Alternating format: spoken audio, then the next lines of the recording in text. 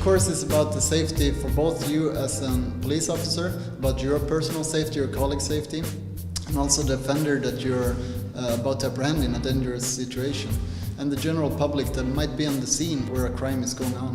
So it's about the safety perspective in so many different levels.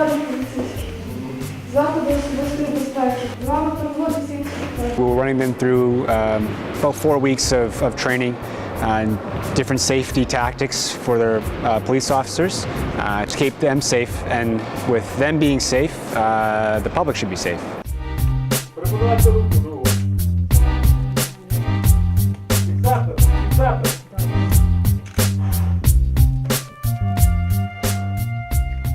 Вам потрібна медична допомога? Ні. На зв'язку. Було затримано мною правопорушника за напад на працівника поліції. Медичну допомогу не потрібно, буду доставляти в райвідділ. The scenario-based training is a very large part of it. A lot of them have never used that before. The skill set to perform a scenario-based training and also to do the debriefs afterwards will be a really helpful tool for the National Police of the Ukraine.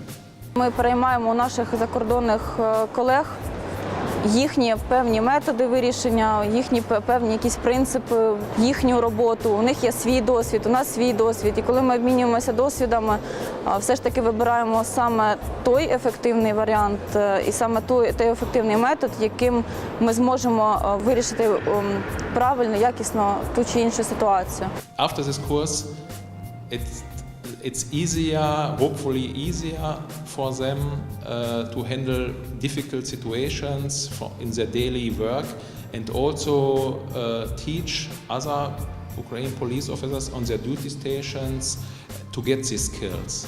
Досить багато корисних порад дають канадські спеціалісти, європейські спеціалісти. В них краще налагоджені оздальні тактичні дії.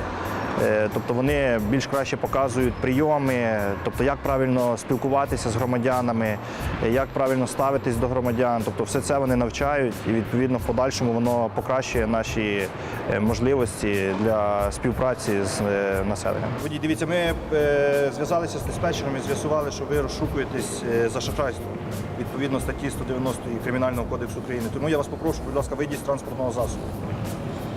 Ні, не піду нікуди. Водій, дивіться, відповідно до статті 38 Закону України про національну поліцію, в даний момент я маю право проникнути в вашу приватну власність.